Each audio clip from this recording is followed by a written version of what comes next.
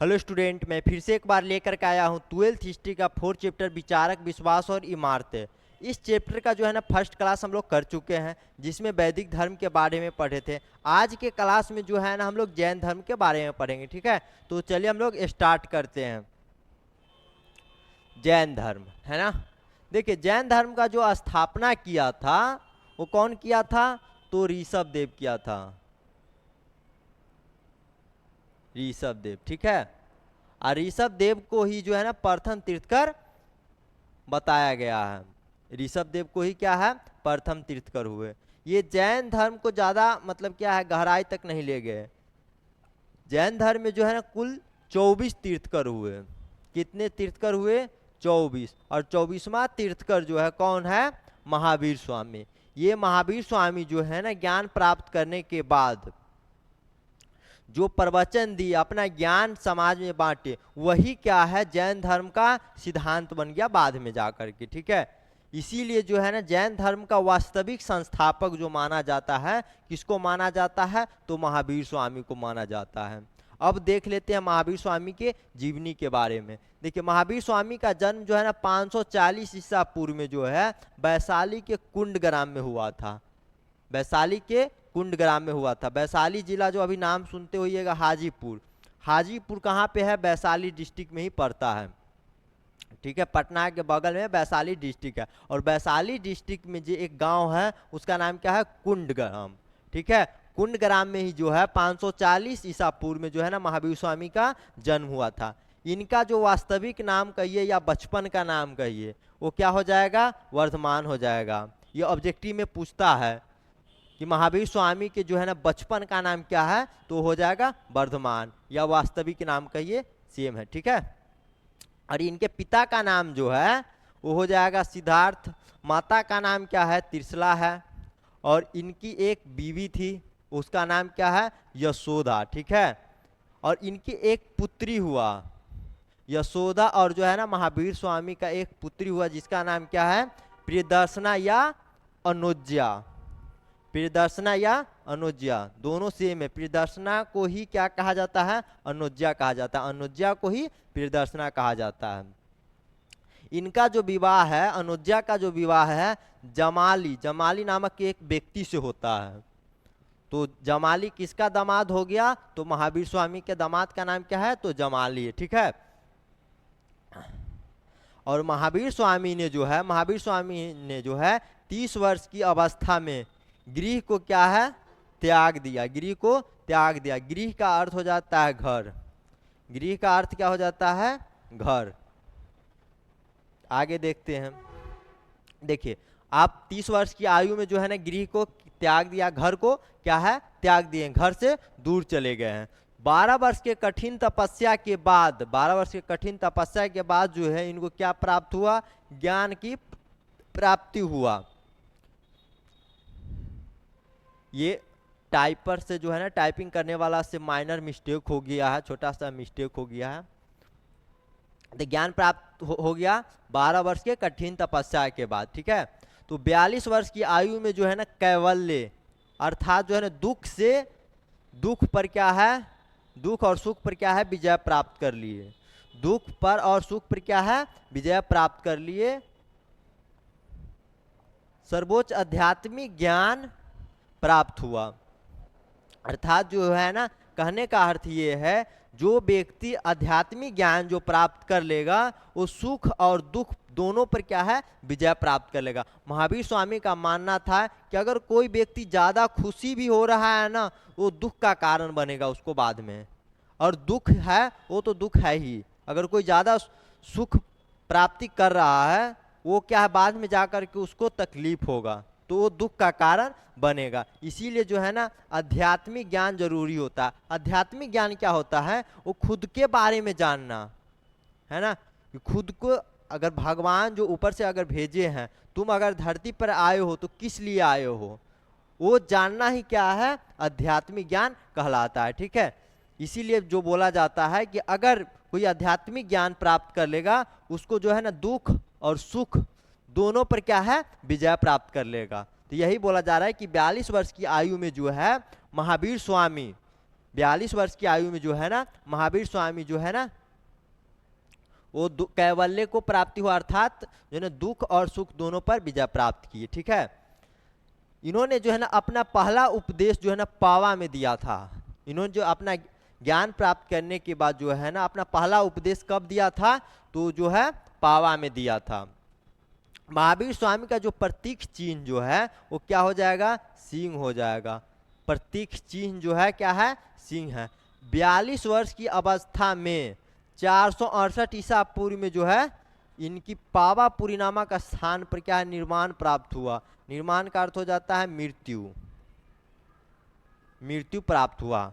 कब हुआ, 468 ईसा पूर्व में। कितने वर्ष की आयु में, तो 72 वर्ष की आयु में। जन्म कब हुआ था, तो 540 ईसा पूर्व में, 540 ईसा पूर्व में हुआ था।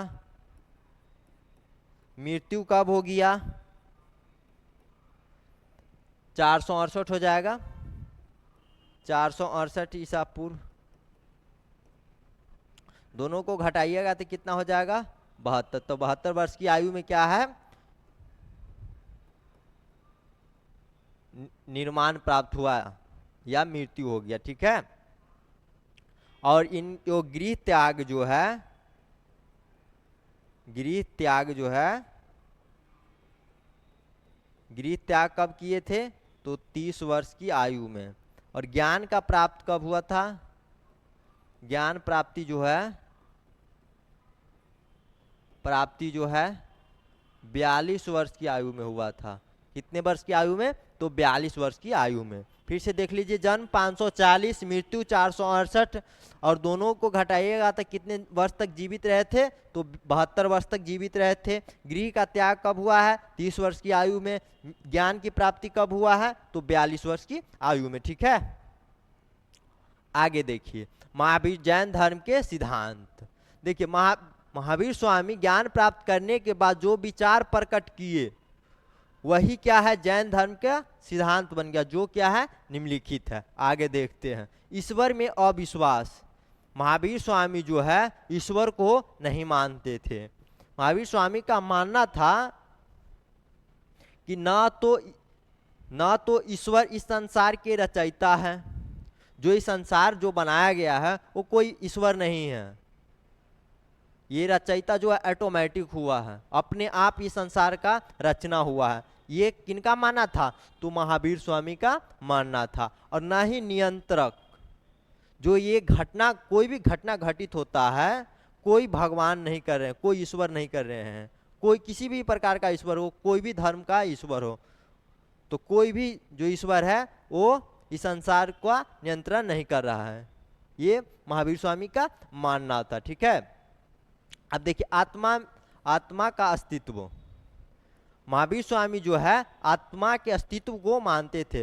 महावीर स्वामी आत्मा के अस्तित्व को मानते थे। प्रत्येक जीव, पेड़ पौधे सभी में क्या है, आत्मा है। महावीर स्वामी का मानना था कि प्रत्येक जीवित वस्तु में जो श्वास लेता है, प्रत्येक जीवित वस्तु में क्या है, आत्मा होते हैं। तो इसलिए बोले हैं जीव, पेड़ पौधे सभी में क्या है, आत्मा है। ये महावीर स्वामी का मानना था। ठीक है, कर्म, फल और पुनर्जन्म। देखिए महावीर स्वामी ने पुनर्जन्म के सिद्धांत को क्या है, माना है। कर्म फल ही क्या है, जन्म मृत्यु का कारण है। महावीर स्वामी का मानना था कि जो है ना पुनर्जन्म जो होता है, अगर कोई चीज अगर छूट गया है पिछले जन्म में, या कोई पाप किए हो, है ना, तो वो पाप का साजा भोगने के लिए जो है ना अगला जन्म होगा। ये महावीर स्वामी का मानना था। तो यही बोल रहे हैं कि कर्म फल ही क्या है, जन्म मृत्यु का कारण बनते हैं। अगर दोबारा अगर कोई व्यक्ति जन्म ले रहा है तो पिछले जन्म में कोई ना कोई क्या है, पाप किया होगा, इसीलिए क्या है, अगले जन्म में उस पाप को मिटाने के लिए जन्म लिया है। ठीक है, यही महावीर स्वामी का मानना था। आमागमन का सिद्धांत जो है ना मनुष्य के कर्म पर आधारित है, कि पिछला जन्म में जो है ना कैसा कर्म किया है, उसी पे जो है आधार पर, उसी के आधार पर क्या है, जन्म भी होगा। ठीक है, तो कर्म फल और पूर्ण जन्म को समझ गए। अब आगे है मोक्ष अथवा निर्माण। ये स्वर्ग जाने का रास्ता बताए हैं। संसारिक तीर्णा बंधनों से मुक्ति को निर्माण कहा गया है। अगर किसी प्रकार का भी मोह है, अगर कोई व्यक्ति जन्म लिया है, ठीक है, जन्म लेकर के अगर जो अभी जीवित है, हम जीवित हैं, अगर हमारे पास अगर कोई मोह रह गया और हम उस मर गए उसके बाद, तो क्या है, फिर से अगला जन्म होना तय है, तो उसको निर्माण नहीं मिलेगा अथवा मोक्ष नहीं मिलेगा। अगर कोई हमारे अंदर क्या है, तीर्णा बंधनों से रह गया, अगर बंधन रह गया या कोई क्या कहते हैं उसको, किसी भी प्रकार का क्या है मोह रह गया, तो फिर उसको मोक्ष की प्राप्ति नहीं होगा, फिर वो स्वर्ग में नहीं जा सकता। इसीलिए जो है ना, वैदिक धर्म में भी क्या है, हम लोग पढ़े हुए थे ना कि उसको क्या बोलते हैं, आश्रम व्यवस्था में हम लोग पढ़े हुए थे, है ना। आश्रम व्यवस्था में हम लोग पढ़े हुए थे कि भाई 0 से 25 वर्ष तक क्या है, ब्रह्मचर्य का पालन करना चाहिए। फिर 25 से जो है ना 50 वर्ष तक क्या है, 25 से 50 वर्ष गृहस्थ आश्रम में जीना चाहिए। फिर वानप्रस्थ आश्रम में, फिर संन्यास आश्रम में जीना चाहिए। संन्यास आश्रम के बारे में तो पढ़ाए ही थे, है ना। तो वो फिर से जाकर के आप पढ़ लीजिएगा तो बेहतर समझ में आएगा। तो वैदिक धर्म में भी और जो है ना जैन धर्म में भी लगभग सेम है। तो यहाँ बोल रहा है कर्म फल से मुक्ति पाकर ही व्यक्ति क्या है, मोक्ष अथवा निर्माण की ओर अग्रसर हो सकता है। कर्म फल, जैसा कर्म करेगा वैसा ही फल मिलेगा, ठीक है, और उसी के आधार पर क्या है, मोक्ष का प्राप्ति होगा। मोक्ष प्राप्ति का अर्थ हो जाता है कि वो फिर स्वर्ग में चला गया, फिर वो वापस नहीं आएगा, फिर उसको पुनः जन्म नहीं होगा, ठीक है। तो मोक्ष प्राप्ति के बाद जो है ना पुनः जन्म नहीं होता है, इतना दिमाग में बैठा लीजिए। अब आगे देखिए, जैन धर्म के 3 रत्न, जिसे क्या है त्रिरत्न के नाम से जानते हैं। त्रिपिटक अलग है, त्रिरत्न अलग है, ठीक है। तो ये इसमें त्रिरत्न है, और त्रिपिटक जो है वो कौन से धर्म में है, तो वो बौद्ध धर्म में है, और यहाँ पे त्रिरत्न है, ठीक है। तो महावीर स्वामी ने जो है ना कर्म फल से छुटकारा पाने के लिए त्रिरत्नों को अपनाने पर बल दिया है, जो क्या है निम्नलिखित है। देखिए, सम्यक दर्शन, सम्यक का अर्थ हो जाता है सत्य या सच्चा कहिए, ठीक है। इसका अर्थ है सच्चा विश्वास, सही दृष्टि। जो जैन धर्म है उसके सिद्धांत पर क्या है, पूर्णतः विश्वास करना होगा और सही तरीका से अपना नजरिया जो है सही रखना होगा कि भाई ये मोक्ष की ओर यही चीज ले जाएगा। ये जो सही दृष्टि है, सही विश्वास है, वो जैन धर्म के सिद्धांत, इसमें जैन धर्म के सिद्धांत और जो तीर्थकरों में क्या है विश्वास रखना शामिल है। विश्वास रहेगा तीर्थकरों में, जो तीर्थकर होता है जैन धर्म के गुरु कहिए, जो ज्ञान देंगे जैन धर्म के, उसमें क्या है पूर्णतः विश्वास रखना होगा। अब आगे है सम्यक ज्ञान।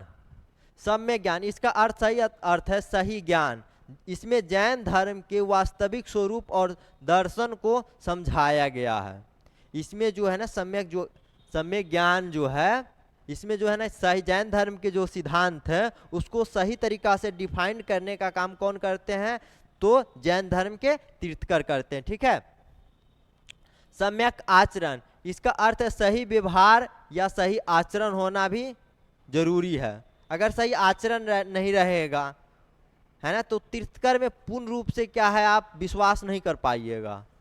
तो इसीलिए जो है ना सही व्यवहार होना भी बहुत जरूरी है और आचरण होना भी बहुत जरूरी है। यह नैतिकता और आत्मा को नियंत्रण करने के सिद्धांत का पालन करने से संबंधित है। जो सही व्यवहार रहेगा, आचरण रहेगा, तभी आपका जो है ना सोचने का जो शक्ति होता है, नैतिकता, सोचने का शक्ति, और जो है ना आत्मा के नियंत्रण के सिद्धांत को पालन करना पड़ेगा। तभी आप जो है ना क्या नैतिकता और आत्मा पर नियंत्रण पा सकते हैं, ठीक है। अब देखिए, इन 3 रत्नों को मोक्ष या मुक्ति प्राप्त करने का मार्ग माना गया है। जो त्रिरत्न है वो क्या है, मोक्ष या मुक्ति प्राप्त करने का मार्ग माना जाता है। अब आगे देखिए, पंच महाव्रत, त्रिरत्न को पालन करने से पहले जो है ना पंच महाव्रत को पालन करना बहुत जरूरी है। तो देखते हैं पंच महाव्रत क्या है ना। देखिए, अहिंसा, मौन वचन और कर्म से किसी भी जीव को चोट ना पहुंचाना। अगर मन से भी किसी को चोट अगर पहुंचा रहे हैं तो आप मोक्ष प्राप्त नहीं कर सकते हैं, ठीक है। वचन, अगर जो आपका जो शब्द अगर निकल रहा है वो अगर अगले व्यक्ति को या पेड़ पौधे किसी भी चीज को अगर तकलीफ पहुंचा रहा है तो फिर आप मोक्ष की ओर नहीं जा सकते हैं। आपका जो कर्म है, कर्म भी बेहतर होना चाहिए। जो अगर कोई काम करते हैं तो अच्छे काम करिए, जो काम करे उससे किसी भी व्यक्ति को क्या है तकलीफ नहीं पहुंचना चाहिए। कोई भी काम आप कर रहे हैं तो आप अगर किसी व्यक्ति को अगर नुकसान पहुंच रहा है, अगर तकलीफ पहुंच रहा है किसी आत्मा को, तो आप क्या है मोक्ष की ओर नहीं जा सकते हैं। तो अहिंसा बहुत जरूरी है। मौन वचन और कर्म से किसी भी प्रकार से अगर किसी व्यक्ति के पास अगर हिंसा करते हैं तो आप मोक्ष की ओर नहीं जा सकते हैं। इसीलिए बोला गया है कि अहिंसा को पालन करने के लिए, ठीक है। सत्य, असत्य न बोले और हमेशा सच बोलना। कभी भी क्या है असत्य नहीं बोलना है, कभी भी हमेशा क्या बोलना है तो सच बोलना है, सत्य ही बोलना है, ठीक है। अस्त्य, अस्त्य का अर्थ हो जाता है बिना अनुमति के किसी भी दूसरे की वस्तु को न लेना। अगर किसी भी व्यक्ति की अगर कोई वस्तु रखा हुआ है तो बिना पूछे उसका सामान आप नहीं ले सकते, ठीक है। ब्रह्मचर्य, पूर्ण पवित्रता और इंद्रियां, जो इंद्रियां सुखों से वितरण रहना। आपका जो ब्रह्मचर्य का पालन करने के लिए, ब्रह्मचर्य का पालन करने के लिए आपका पांचों इंद्रियां आपके वश में होना चाहिए, है ना। तभी आप क्या है ब्रह्मचर्य का पालन कर सकते हैं। अपरिग्रह, आवश्यकता से अधिक संपत्ति, आवश्यकता से अधिक संपत्ति या किसी भी प्रकार की वस्तु का संग्रह न करना। जो आपको अगर जितना आवश्यकता है उतना ही बोल रहा है कि संपत्ति एकत्रित करके रखने के लिए। अगर जो है ना किसी भी प्रकार की वस्तुओं का संग्रह ना करना। अगर कोई वस्तु अगर है आपके पास ज़्यादा है ना, तो उसका संग्रह करने के लिए नहीं बोला, अर्थात जो है ना एकत्रित करने के लिए नहीं बोल रहा है। ना संपत्ति को एकत्रित करके रखना है और ना ही क्या है किसी वस्तु को एकत्रित करके रखना है, ठीक है। अब आगे देखिए, जैन संगीति। देखिए जैन संगीति जो है, प्रथम जो जैन संगीति होता क्या है, जैन संगीति किस लिए होता है। देखिए जैन धर्म जो समय के अनुसार जो होता है ना, अनेक तीर्थकर होते हैं और जो है ना कुछ जो है ना जैन धर्म के सिद्धांत में ऐड हो जाता है, या तो कुछ छूट जाता है कुछ ऐड हो जाता है। तो प्रत्येक व्यक्ति जो है ना, प्रत्येक तीर्थकर जो है अपने अपने हिसाब से क्या है ज्ञान देते हैं, है ना, प्रवचन देते हैं। और जो है ना धीरे धीरे कुछ अलग होते होते बहुत बड़ा अलग हो जाता है। इस सबको एकत्रित करने के लिए जो है ना, पूर्ण बनाने के लिए जो है ना, सबको एकत्रित करने के लिए जो है ना संगीति का जो है ना आयोजन किया जाता है, संगीति का आयोजन किया जाता है, ताकि जो महावीर स्वामी के जो है सिद्धांत है, ओरिजिनल सिद्धांत है, उसका पालन हो सके, ठीक है। तो प्रथम जैन संगीति जो है 300 ईसा पूर्व में जो है ना पाटलिपुत्र में आयोजित हुआ था, पाटलिपुत्र में आयोजित हुआ था। इसकी अध्यक्षता जो है ना स्थूलभद्र ने की थी।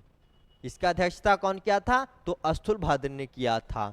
जैन धर्म का जो है ना, जैन धर्म जो आप एक नाम सुने होंगे, चंद्रगुप्त मौर्य, चंद्रगुप्त मौर्य ने भी जो है ना, चंद्रगुप्त मौर्य ने भी जो है जैन धर्म अपनाया था।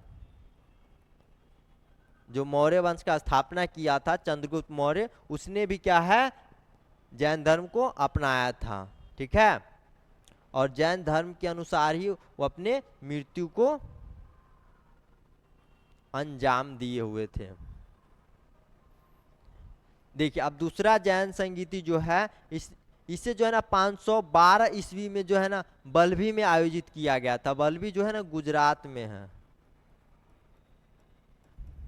गुजरात में आयोजित किया गया था। इसकी अध्यक्षता जो है देवर्षि क्षमा श्रवण ने किया था, देवर्षि क्षमा श्रवण ने किया था। बल्लभी कहाँ पे है तो गुजरात में, ठीक है। और कब हुआ था द्वितीय जैन संगीति तो 512 ईस्वी में हुआ था, और ये क्या है ईसा पूर्व में हुआ था, ठीक है। अब आगे जो है ना बौद्ध धर्म हम लोग पढ़ेंगे, स्टार्ट करेंगे अगले क्लास में। अगर जैन धर्म के बारे में या वैदिक धर्म के या बौद्ध धर्म के बारे में अगर ज़्यादा से ज़्यादा ज्ञान लेना है, जैन दर्शन, बौद्ध दर्शन या भारतीय दर्शन या यूरोप के जितने भी दर्शन हैं, ठीक है, जितने भी दर्शन है सबका अगर विस्तृत ज्ञान अगर चाहिए तो आपके 12th में जो है ना एक सब्जेक्ट आता है दर्शन शास्त्र। आप दर्शन शास्त्र को क्या है पढ़ सकते हैं, ठीक है। क्योंकि दर्शन शास्त्र को यूट्यूब पे पढ़ाना बहुत मुश्किल है, क्योंकि यहाँ पे जो है ना बच्चे कम रहते हैं। अगर आपको अगर पढ़ना है तो जो है ना अगर सीतामढ़ी से है तो अगर सीतामढ़ी से हैं तो द हंस एकेडमी की ऑफलाइन क्लास में आप लोग आ सकते हैं, ठीक है। थैंक यू सो मच, मिलते हैं अगले क्लास में। अगर आपको अच्छा लगा हो तो इस वीडियो को लाइक करिए, है ना, शेयर कीजिए और चैनल को सब्सक्राइब कर लीजिए, ठीक है। मिलते हैं अगले क्लास में।